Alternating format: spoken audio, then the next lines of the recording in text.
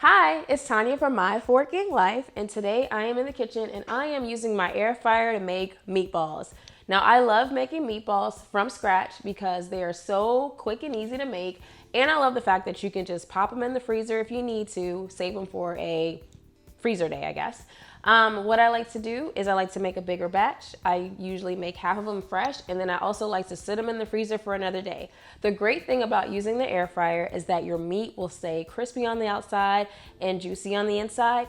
And if you are having your freezer day, let's say you're coming home from work and you're busy, you can just take them from the freezer and pop them straight into your air fryer. So to do my meatballs, I like to use, of course, some onion and some garlic. I also like to use a combination of meat. I use ground beef and I also use ground pork.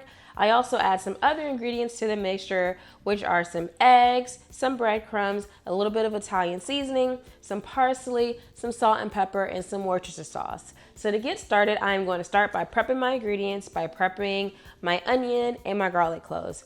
I'm going to grab my mini food processor to get that started. So I've got some roughly chopped onions that I'm going to put in my mini food processor along with some whole cloves of garlic as well as some parsley. And I'm going to process that until it's in very small, smooth pieces. That's to avoid big chunks of onion and garlic in my meatballs. Then I'm going to get a big bowl and I add my meats, my ground beef and my ground pork, as well as that onion, garlic, and parsley mixture. I add some beaten eggs, as well as some breadcrumbs, as well as some feta cheese. I like to add cheese to my meatballs for whatever reason. Worcestershire sauce, salt, and black pepper. And then I use my hands to combine it all together. You don't want to overmix it or you'll have tough meatballs, but I do a nice little light mixture until it's all combined.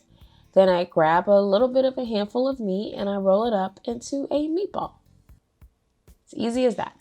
Then I go ahead and I just place them in my air fryer basket. I do not preheat my air fryer for this. And then I close it and I cook it. And there you have it. I've got meatballs. That's how easy this is. It's so easy. And there you go. And then you can just grab a meatball.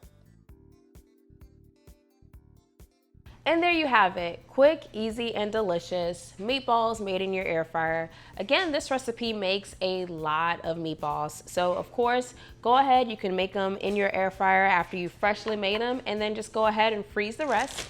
I've got some that I've already frozen. These things come in handy, I tell you, especially on weeknights when you're like, I don't know what's for dinner.